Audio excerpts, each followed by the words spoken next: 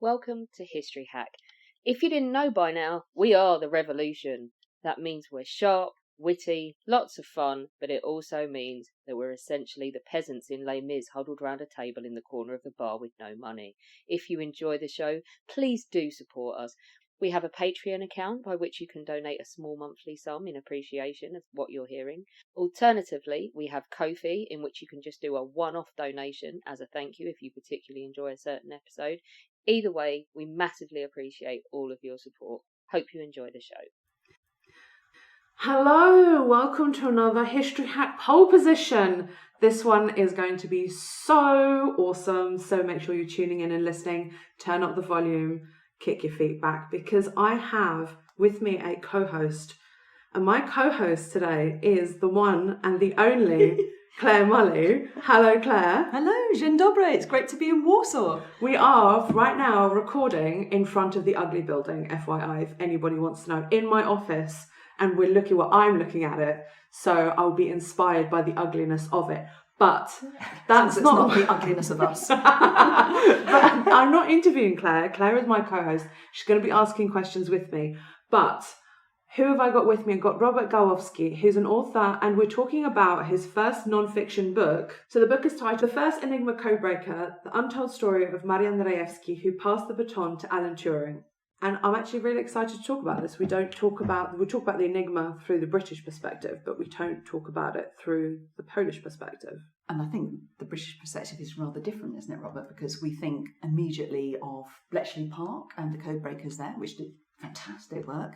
I think if anyone else has heard about it, they've probably seen or read the book by Robert Harris or seen the film Enigma, which I think gives a very particular and perhaps problematic picture of this story. Can you talk a little bit about that? Yeah, that's true. From Polish perspective, the history started a bit earlier, actually 30s or even before this Bolshevik invasion, when codebreakers played a huge role in order to beat the Soviet army. And then we have, the Polish generals just get aware that there's something happening in Germany.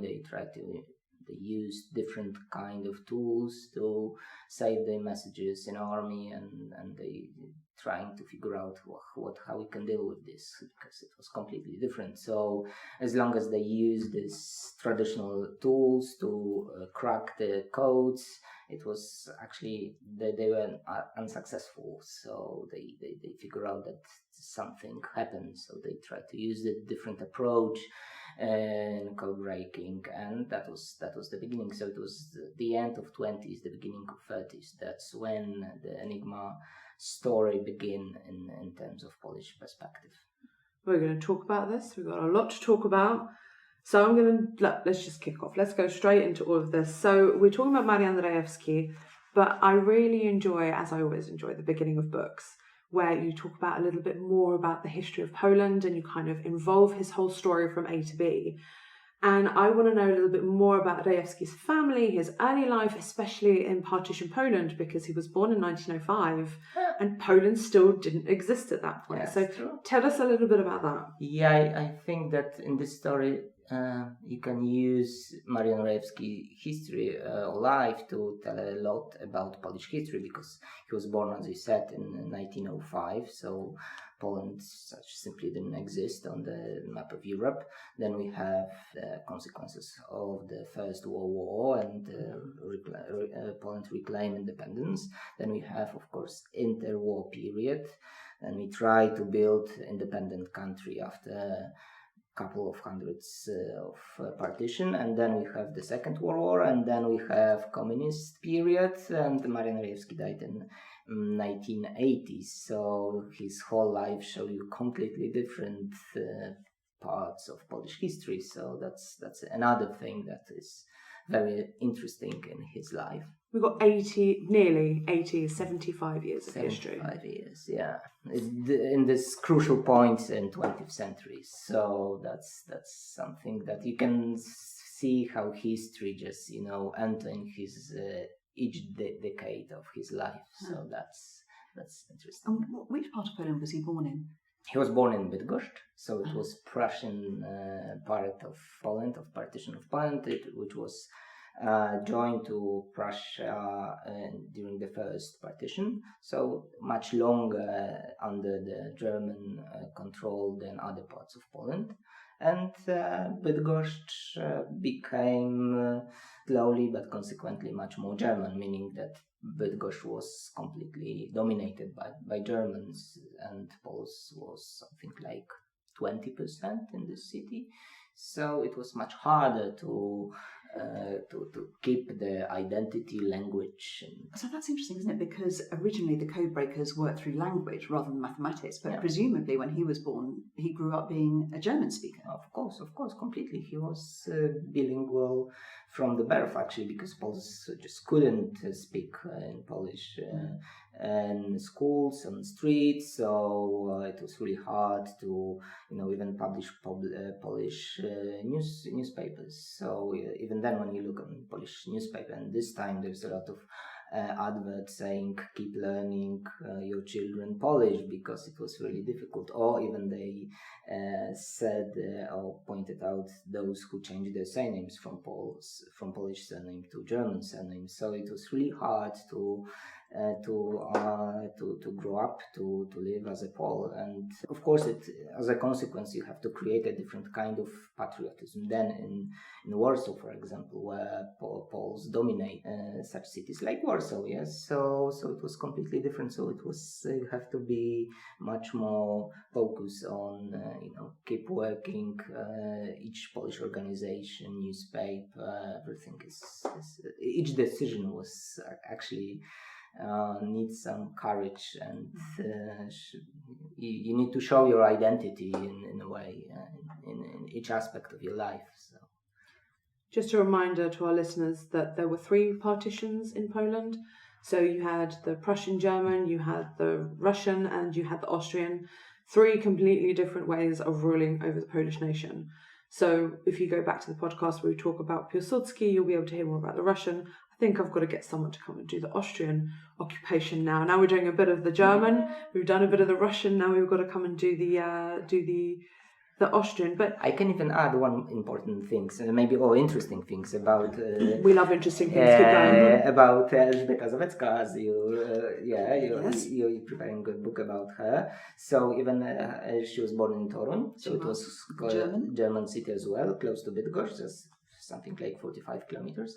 And she said that her father was a German clerk, so she also had a problem to keep speaking in Polish. And when Poland regained the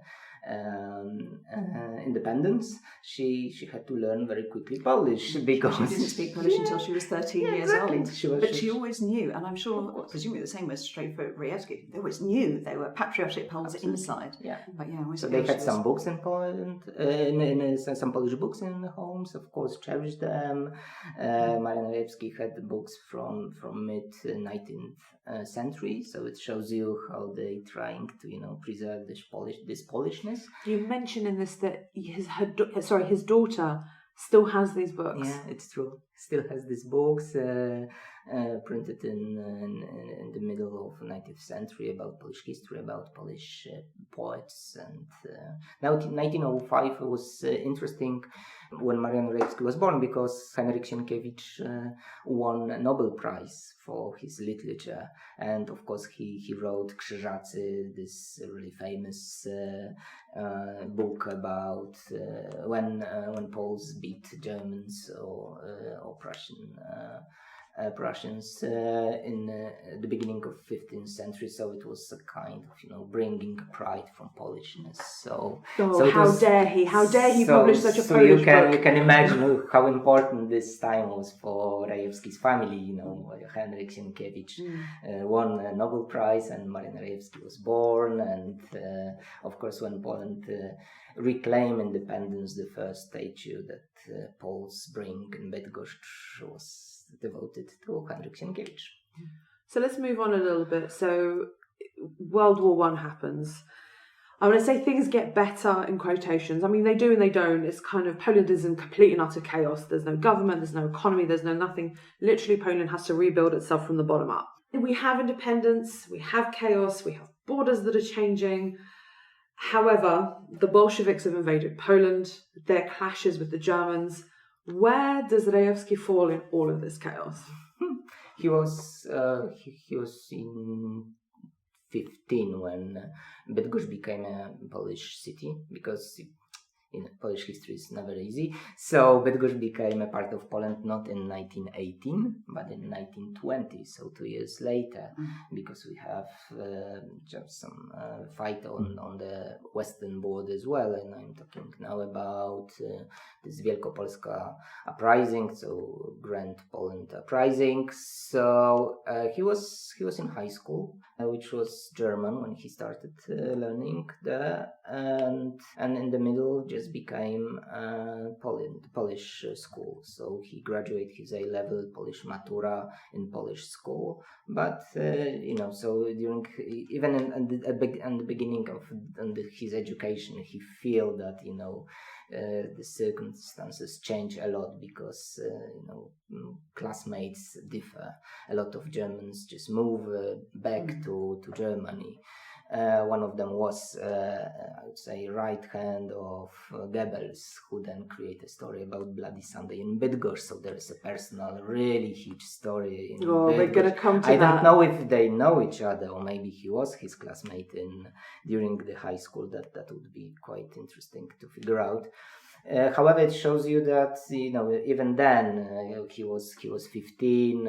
He feel this moving ground of history, and very proud moment for Poles who celebrate this event for 3 or 4 days. Of course, Germans trying to disturb in different ways, and unfortunately, a few months later, his father died, so he had to grow up really quickly, and he was the only man in family, so he has to focus on school and his home horse duties. So that was important for him in many respects.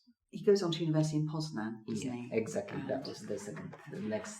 Well, I've just got to say, there were some fantastic graduates from Poznan University. I'm going to throw in Elżbieta Zawadzka. We already mentioned her, born in Toronto. But she shared the mathematics tutor with Robert Rejewski, didn't she? Do you think the two of them knew each other? Yeah, of course, I think, Professor Krygowski, he moved to Poznań from Lwów, where he was deputy rector of Lwów Polytechnics. He really proud mathematician. In his life, he was also a leader of Polish Mathematicians Society. So really important person, and really important also because he worked on this permutation theory. So that was his field of expertise that he shared with his students on the first year, and that was the beginning of some cryptology story in Marian Rejewski's life. And he was a bit older than Elżbieta Zawadzka, but now we know that he teach her for a few seminars and workshops, and so they had contact. It's worth knowing that number of students on each year was something like dozens, maybe 20. So these relations between students and lecturers, academics were quite different. So even Rejewski had some personal relations or private relations with Krygowski, in the sense that they spent their holidays together, invite or meet after classes. So it was the relation as a master and student, something like this. And of course it was a lifelong friendship, I think, because even when he come back to Poland after the Second World War, they still keep in touch. So Poznań was absolutely really important in many respects, because that's of course at the beginning of his mathematical career, the first opportunity to learn something about cryptology, and hone his mathematical skills. That he knew that he would devote his life in mathematics. However, it wasn't as it is today, because when you graduate from mathematics in the days, then you can become a teacher or go to financial industry. And actually, Marian Rejewski thought that he would be working in insurance industry. That was a new field of expertise, new Poland, new lack of expertise in many areas, such as finance industry. And he moved to Göttingen University for 1 year. And at the end, he was there only for a few months. And because it was hard to get a job at Poznań University. So when he was in Germany, he felt a lot of anti-Polish and anti-Jewish sentiments as well. Isn't that one of the reasons he kind of moved? One of them that he moved back to Poznań.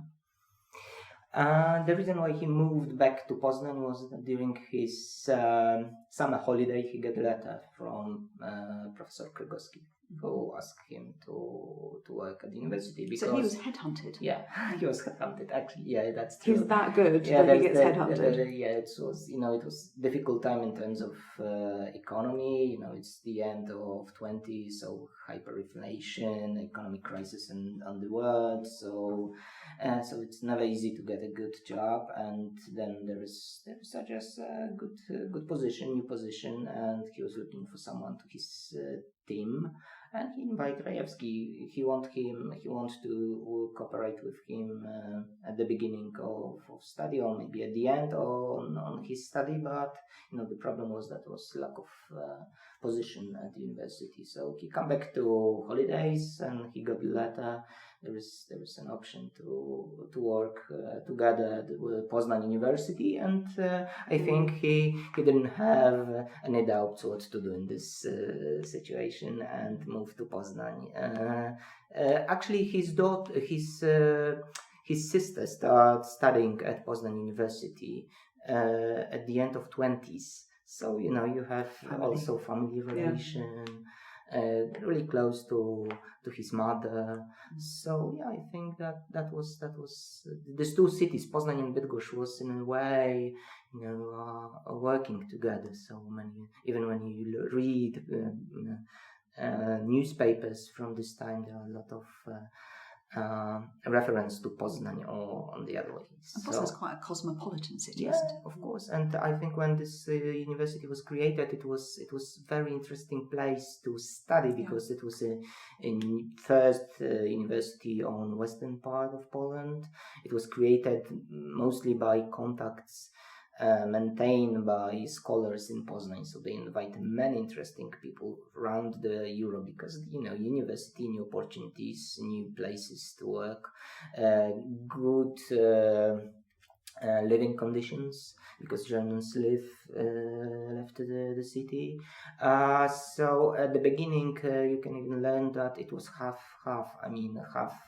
lectures or professors from Western Europe, and the other part from Polish universities. So it was really creative, interesting, and stimulating place to study, I think.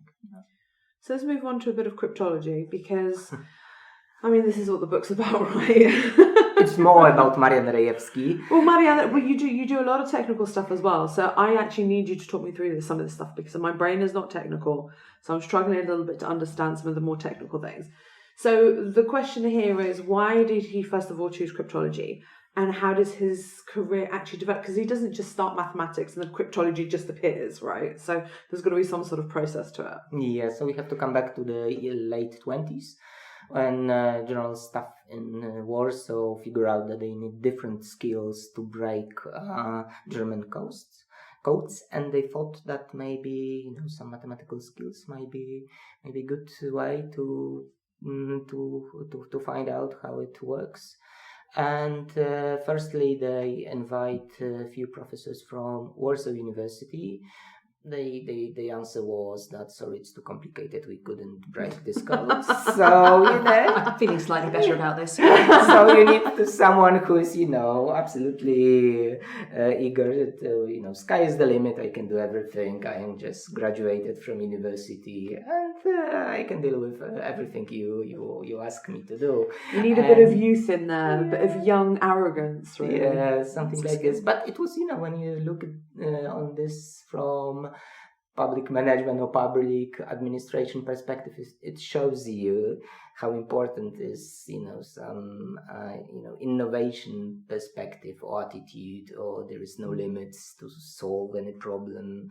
We know when you think about public administration, it conjures up a picture about someone who is divorced from practice and things like that, but that was really they were innovators, I would say, in today's terms. So they knew that they need someone who is fluent in German and who has some mathematical skills, and guys who work on cryptology and general stuff they were from Poznań, so they thought that maybe Poznań University is a good place to recruit some people who had these two skills, German language and mathematical skills. So they set up a course which ended up with exam, and 3 students, the best students, were chosen to join to the Polish army, and it was Rejewski, Różycki, and Zygalski. Rejewski was the older one, and so he was kind of a leader of this team. And so the first year was just that they worked in Poznań and doing some easy stuff, and then it was quick question: are you willing to move to Warsaw? So you have just two 3 days. Warsaw, all the best things happen in Warsaw. Yeah. Not that I'm biased. No. So he moved to Warsaw. He made his decision very quickly, and he found a flat just close to this place, actually, because it was in Żoliborz. Of course, it was much closer to Metro Marymont. Mm-hmm. So it's, I think, 15 minutes walk from here. Yeah, and that was the story. So at the end, in the 70s, Marian Rejewski said, "It wasn't me who chose cryptology; it was cryptology that chose me." So that was the beginning, and he was completely unaware. About this task. So he obviously had a private life. Of course. Which is very important. And I think you interweave this into the story really well, because you have literally the lives of 2 people at the same time, because we'll come to that. It's important. The family joke wasn't it, that he was such a workaholic that if he gotten married earlier, he wouldn't be as brilliant as he was. He wouldn't have enough time to break Enigma. Exactly. So tell us a little bit about his private life and how that kind of interwove into his career. Yeah. So Marian Rejewski married Irena Lewandowska just 1934. So it was 2 years after Enigma success of breaking the Enigma, and that was they know each other for a very long time. Probably when they were just 10 or something like this. They were friends, but no one knows about, and people and family members expected that there is something in this relation that may ended up in marriage. And but when he moved to Warsaw, he was asked to break Enigma. He completely devoted to this issue. So then when he done his job, he invited Irena to visit him in Warsaw, and everyone knew that was the beginning of. She stayed. That she stayed for a longer time. She was born in 1905, so in the same year. Her father, a dentist, were close to Marian Rejewski father's shop. So there is a way, a contact between them, and I find in an address book that in this in this place where Marian Rejewski's father's shop was the people with the surname Lewandowski was there. Is it the family? I don't know, but that creates some kind of opportunity to bump into much on a daily basis. Yeah, so probably that was it. So did she have a maths brain as well? Was there? Yeah, I think so. That she's familiar with this stuff. However, she was really committed to family life. So Marian Rejewski in many occasions highlighted that he wouldn't succeeded without her support, without her work at home, that he can concentrate on his work in cyber bureau, and men should be really rewarding their wives for the job that they've done. So he value absolutely he value her work really very much. And they had kids.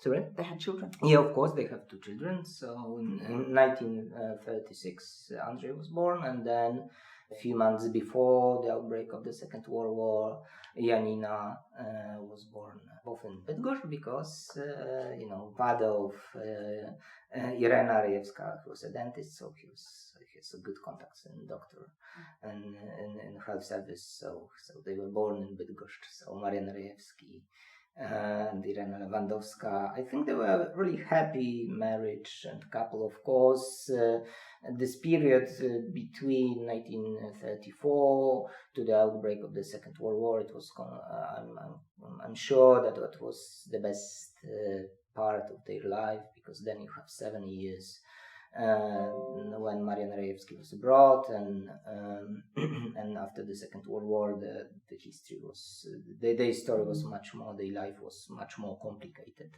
We'll get to that in a little bit, I think. Yeah. We are, because coming back to the Enigma, even though we're going to be jumping around a little bit, we like a bit of private life, but a little bit of romance, something positive at least, because everybody keeps saying to me that I don't have positive things on my podcast. There you go, everyone, something positive. But the Germans, they don't make it so easy for the Poles. War's looming. They begin changing codes more and more often, even changing the rotor settings, for example. How did Rejewski and his team combat all of these issues that they're coming across? Yeah, that's also interesting part of the story, because actually they started from the pen and the battle machine, yeah, because the first event, when he broke the Enigma was possible by using these mathematical tools, but they really quickly figure out that they need to develop some other tools.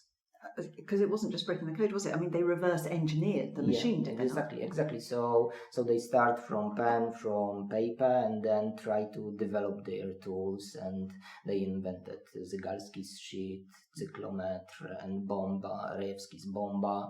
So actually they were able to set up a machine, go for a lunch, come back, and had the outcome of this work. So you start from the competition between man and machine, and then you finished machine against machine competition. So that shows you that it wasn't only a question of think about mathematical skills, but also some technical imagination, how to apply very general knowledge from mathematics to practical solutions. So they absolutely introduce a completely new approach or paradigm shift in cryptology. So that was something important. So for English listeners to this podcast, something that people, if they visited Bletchley Park, they might have seen the bomb machine, which is this massive machine developed by Turing and others. Is that named after, or is that in tribute to the bomb machine, the pioneering work done by the Poles? Yeah, probably in a way. However, that's two different machines, because Marian Rejewski and his colleagues they were focused on on mistakes which Germans made when they sent their messages, while Alan Turing invented his bomb as a, I would say, new universal tool. So give me whatever you want and my machine just crack it. So that was something different, a different strategy of cracking Enigma codes. Yeah. But do you think he was deliberately referencing? I mean, to choose to name it virtually the same name must be in tribute. Yeah. I think that's a good link between these two machines, that they met once in. We're getting there in France. Well, we're going to come back to that. Hold on. Let's hold horses just before, because we're coming up to war. But the summer of 1939, something important happens. Talk us through what that is. Yeah, it's true. So at the end of 1938, Poles just lost their capability to cracking Enigma on daily basis.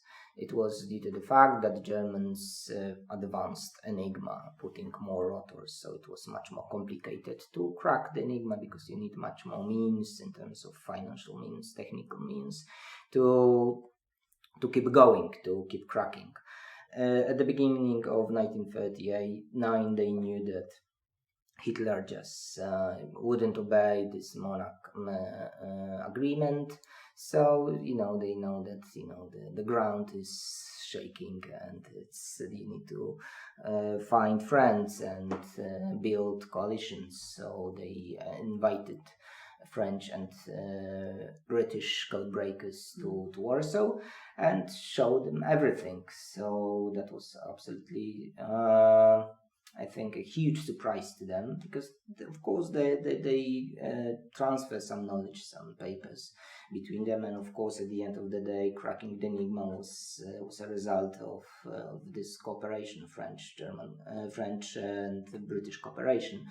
However, they knew at the beginning, or just a few months before the war, that there's a need to share this knowledge just to keep going. And I think that from French and from British, that was from zero to solution actually. So it was really quick executive course that they come to Warsaw and say no, literally only a bit or nothing, and they come back to capitals with everything, with theory, with tools, with examples how to work on Enigma, and with Polish prototype of Enigma. So everything they needed to keep working. That was the shoulders. Absolutely, yeah. I think they annoyed the British and the French a little bit, didn't they? The Poles cracked it, but the British and the French did not. Yeah, one of the participants of this meeting said, Mr. Betlewski, that the Brits and French was, just confused and a bit angry on themselves that no one think in this way, and I think that was a mix of anger and I think that changed, of course, the direction, because that was this ground, this foundation on which French and Brits, mostly Brits, of course, in Bletchley Park, took it forward. Could work, could go further.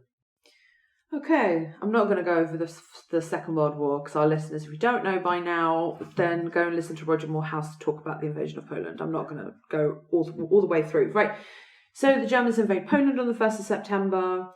Alina Rejewski, she decides to stay in Warsaw. I want to talk about this. This, I think, is quite important, and it's actually very interesting. She stays in Warsaw, but what happens with Rejewski? Where does he go? So we have an outbreak of the Second World War. General staff just move.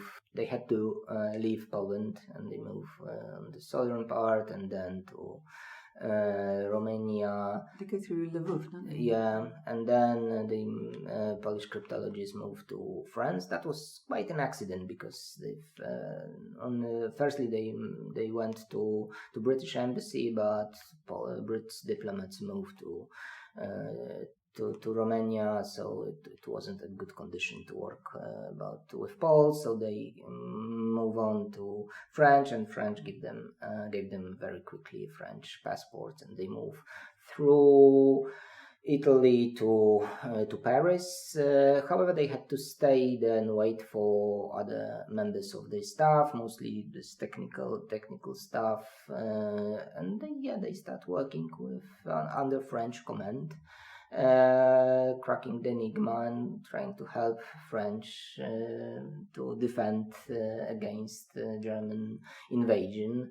Actually, at the beginning, French didn't listen to them, and no comment. There was even a very funny quote in his memoir when he said that we just cracked the Enigma messages, sent them saying that Messerschmitt in this day from this direction will fly from Paris, and they didn't listen to us, and then the next day we're just looking at how Messerschmitt just attacking France. So it's changed. They changed their attitude very quickly. However, as you know, France collapsed as well, so they moved from the southern part of France, then Free France, then on the northern part of Africa. Just move. Before they move out of France, though, they also get visited, don't they, by some of the British, including Alan Turing. Yeah, he meets them out there. So that's is that their only meeting? That was probably the only meeting that they've got. It was January 1940.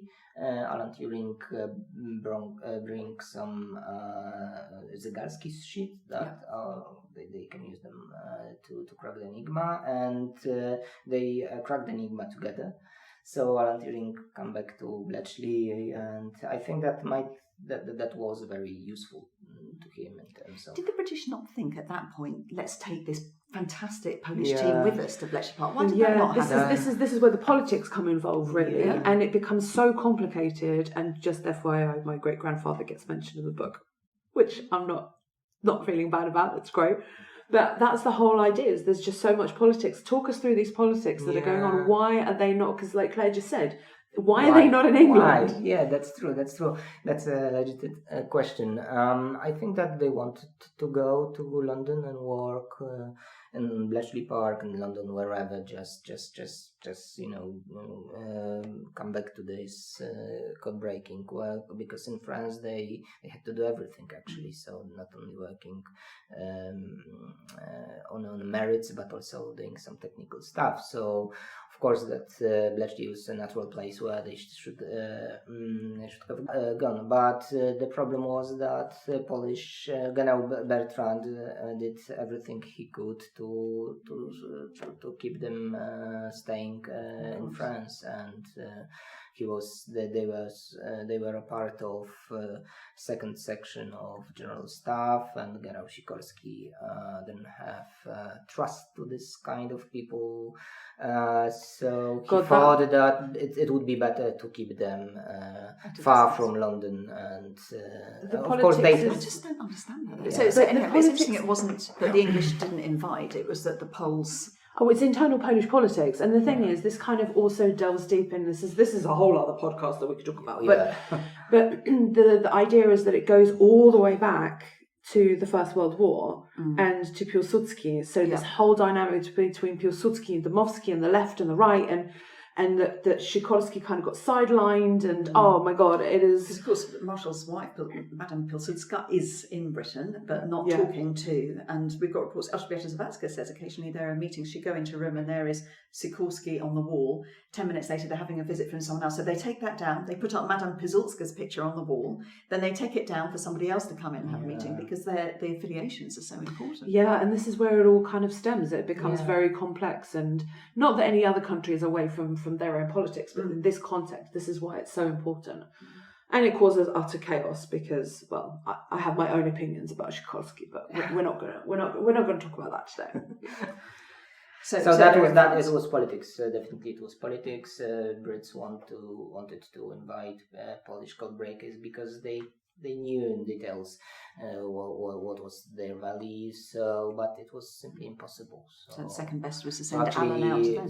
So actually they lost their talent and work and effort, and of course they were helpful in a way and still keep working, but they weren't in the center of crypto crypto work or crypto innovation, Bletchley Park, where the conditions was absolutely brilliant in many respects. So that's of course a huge waste because they moved back to Great Britain in August 1943. But if you say that so simply, they moved back to Great Britain. I mean, this involved hiking over the Pyrenees and through enemy territory, didn't it? Exactly. And a Spanish prison. And the Spanish prison. So they knew that that at the end of the French story, and General Bertrand tried to orchestrate some kind of path through Pyrenees to the UK.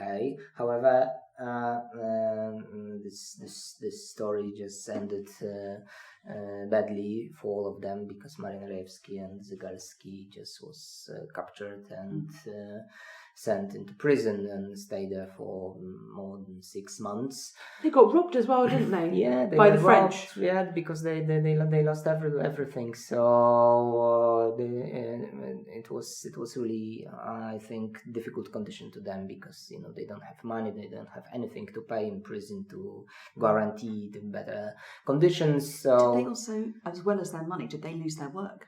So they've lost some of their. No. Good. That was only the personal things. Good. Yeah. So unfortunately, 6 months in prison in Spain, and then after the intervention of Red Cross, they were released and through Gibraltar moved to the UK. However, it was just they went to Gibraltar few days after Sikorski's crash, so this dynamics in British-Polish relations changed rapidly. So there was no way to move to Bletchley Park, even though Alan Turing wasn't there as well. No one from Perry meeting in Warsaw just before the Second World War. No one wasn't there, so actually it was hard to think about this. And even Marian Rejewski, he was a bit frustrated. He wrote a letter in which he asking or urging for the same meeting as it was in Warsaw before the Second World War, but it was completely different. US entered in war. It was different fronts, different priorities. We have a bomb in Bletchley Park, so Britain was completely independent in terms of cracking Enigma, so they even don't think about supporting their team. So that was it. That was this kind of story. Although they did keep decoding in Britain, didn't they? I mean, they were still working for the war. Yeah, they're still working. They but under the Polish command, so they break some German and Soviet codes. Yes. Important. Soviet codes at this point are very important. That was even an interesting story in terms of this Holocaust issue, because they even now find out some information about the Germans. Crimes during the Second World War on Jewish communities, so they support Polish general staff in this kind of information as well. That's important in itself. Yeah. Okay, so I mean, we've touched on this, but how do they end up finishing their careers, or how do they end up finishing the war? That's also quite important. Yeah, they won't end it. Actually, they were, Marian Rejewski and Henryk Zygalski in Paris in May, so they saw the parade, this huge satisfaction that the war is ended. But they moved back to London, and that was a huge question mark. What to do next? They knew that, of course, situation in Europe changed dramatically. That thousands of Poles had to decide what to do. They were aware that communist regime just month by month getting much more stronger, and the democratic opposition just losing the ground. So just before we go on to that, can we rewind a little bit, because we've left his wife and children in Warsaw. Yeah. Yes. Obviously, we have the Warsaw Uprising, August 44 to October 44. Yeah. So do they participate in the water opera? Does his wife participate? Yeah. Do they survive? Exactly, that's the key true. question. She was living during the war, still close to this place where we are talking, and Warszawa, Gdańska, so on Zajączka Street. So that was a building where Literally a stone throws away from where we are right now. We can look out the window in a minute. Yeah, you show me. And Marian Rejewski family lived there. Still from Bydgoszcz. However, she stayed in Warsaw alone with two children, Andrzej and Janina, and one lady who helped them on housekeeping things. That was, of course, a really difficult period because she stayed alone. She rented her rooms, taking in advance whatever someone can provide it. So sometimes it was food, sometimes it was some money. Well, because she had no income, did she? Yeah, actually she had some income because Polish army pay her some money, so she had some kind of remuneration. Yeah, something like this. And her family lived close to Warsaw, so from time to time they had no contact, so and support her. Of course, there was some connection between her and her family in Bydgoszcz. Marian Rejewski from time to time sent some messages, but really awkward, really hard to read anything from this, just to give a sign that I'm still alive. Yeah. But she was lucky in a way that she lived in Żoliborz district. So as you know, during the Warsaw Uprising, that was this district where Germans succeeded. And they succeeded in the central Śródmieście, where Palut's family, so one of the members of this breaking team, really struggled to survive, and it was really difficult because it was everything what you can imagine during uprising. But she was in a way safe, as you can say, that it was possible during the uprising. However, this part of Warsaw was untouched. There was some kind of this called of Żoliborz Republic, so they have some newspaper, theaters, and things like that. So they're trying to keep living. So after the Second World War, when Warsaw Poles living in Warsaw, those who survived Warsaw Uprising, she moved to Pruszków. That was camp where those civilians who survived were just west of Warsaw. replaced to different parts of Germany.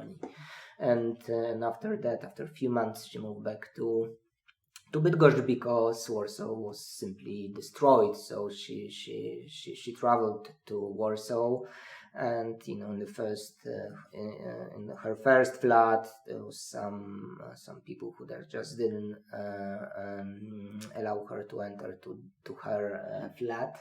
The second flat was just simply destroyed.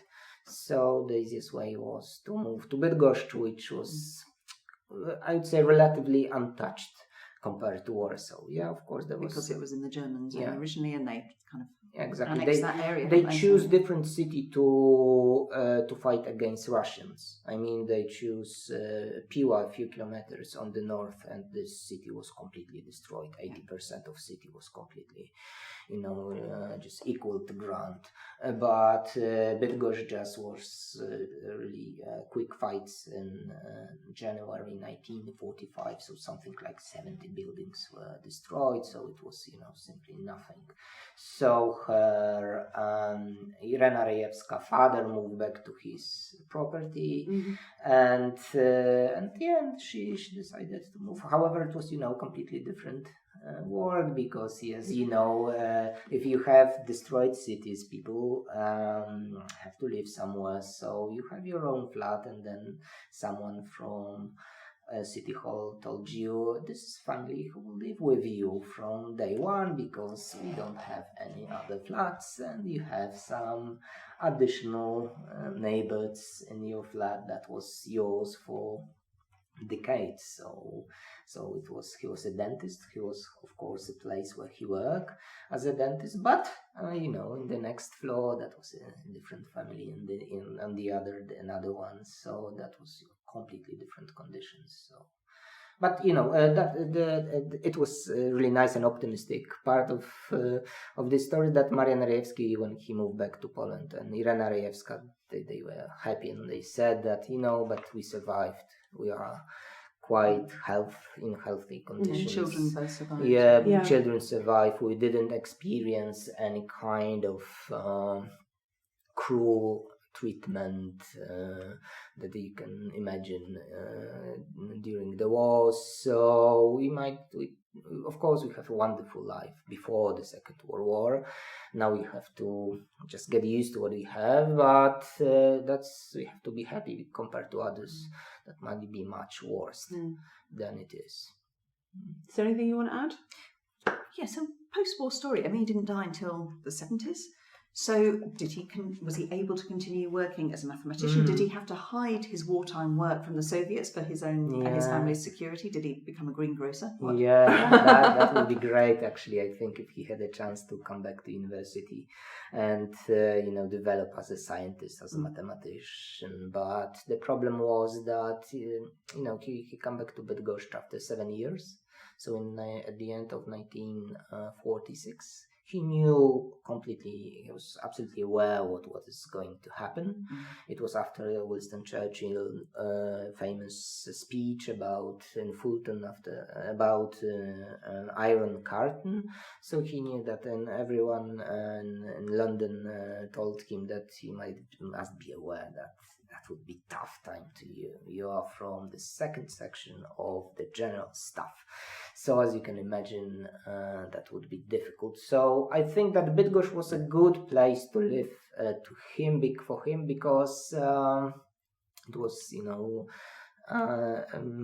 quite it wasn't Warsaw when this political system consolidates. So it was a good place to find a secure place. Of course, when he moved back to Poland, his friend told him from Bydgoszcz that he will look for a job in Polski Kabel. So it was a company produce, these cables, this electronic stuff. So, and he helped him to find a job there as an accountant. So at the end of the day, he worked in the financial industry.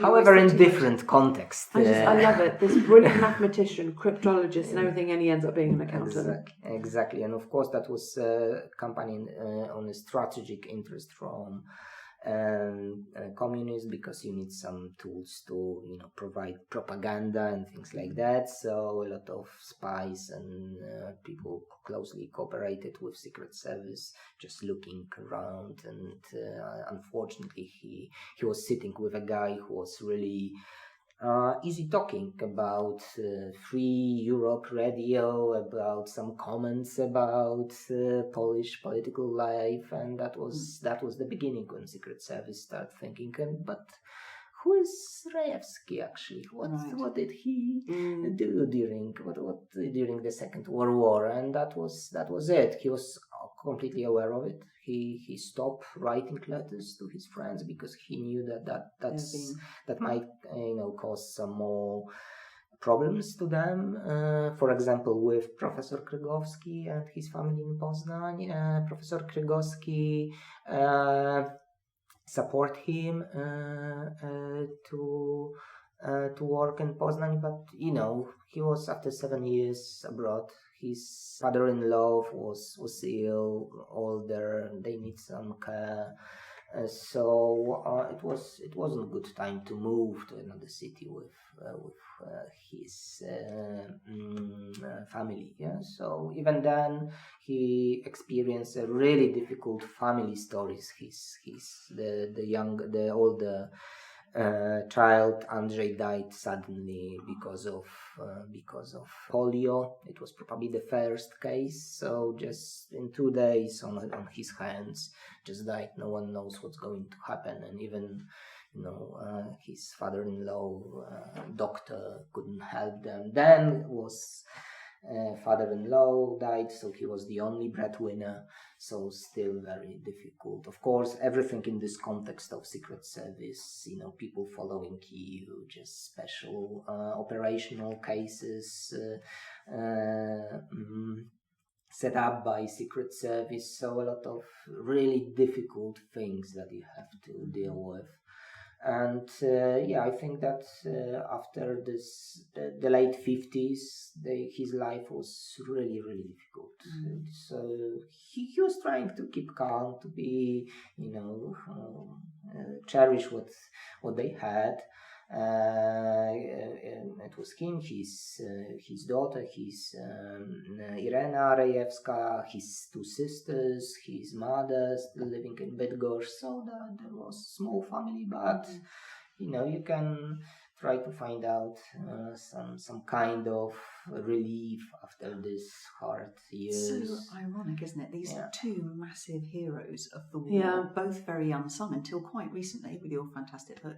In fact, there was another book in Britain by Dermot Turing, who's Alan Turing's nephew. He wrote the book X, Y and Z about the British, French and, of course, the Polish codebreakers coming together. So he put that on the British agenda. But these two sort of giants of cryptology both end up with these awful post-war stories. I mean, you just think that at this point they had done so much, but they had possibly cracking the code. We said it shortened the war. It would have saved hundreds of thousands, possibly millions of lives because it brought the end of the war forward.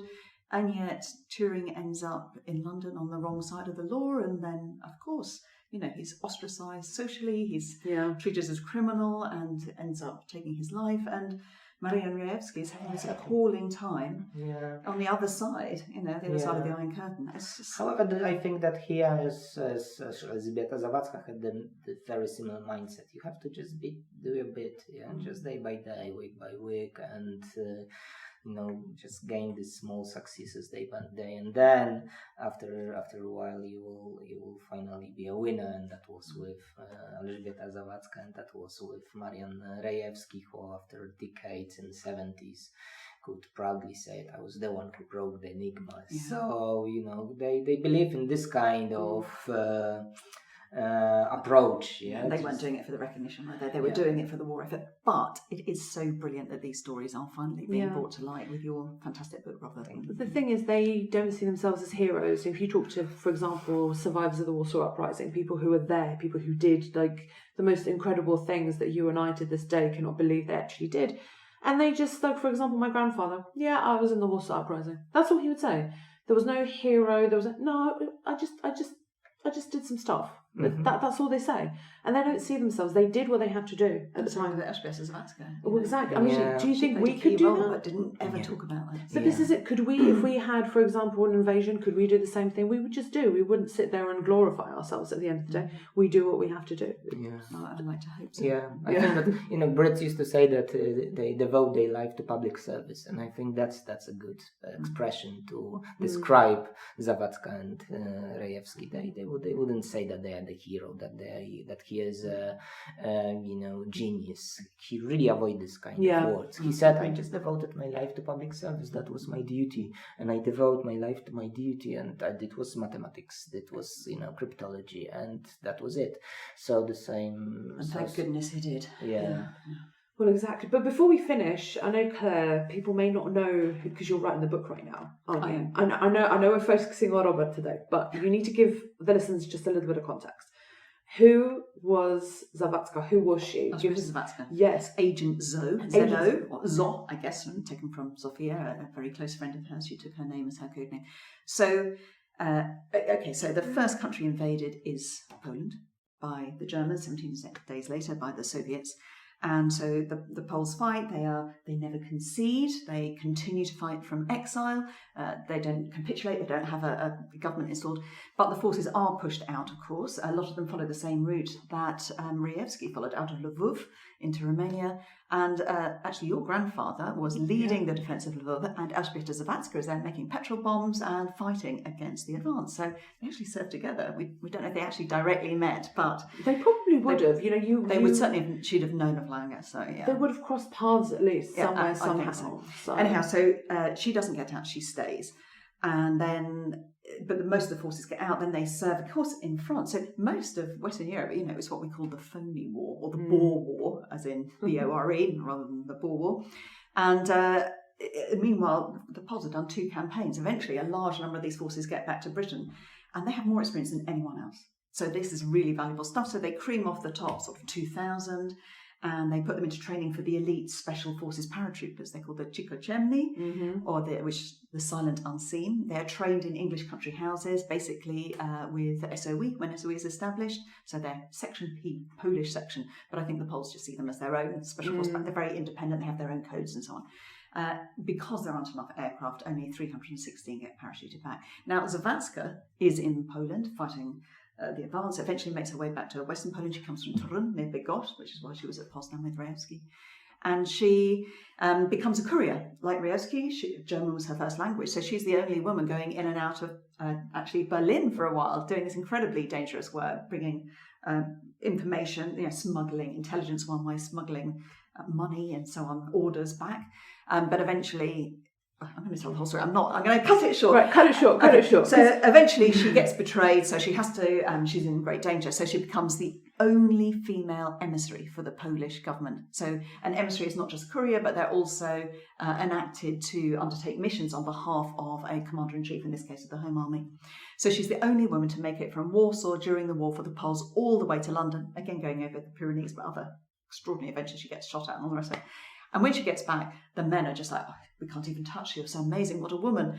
And she says, stop all that. Your systems don't work. You're very slow on your admin. They're saying, well, it's 5 o'clock. We clock off now. She goes, do you have any idea what it's like out in occupied territory? So she sorts out their entire systems. She gets women recognised as legally as soldiers in the Home Army, which had not happened before, which is hugely important because at the end of the war they go into the only female soldiers in a military that go into a prison of war camp rather than a concentration camp, so potentially saving thousands of lives. Anyhow, so she does all her work and they say, oh, well done, go and have a cocktail in Piccadilly. She says, what are you talking about? I'm going back to Poland. They said, well, you can't because you'd have to parachute.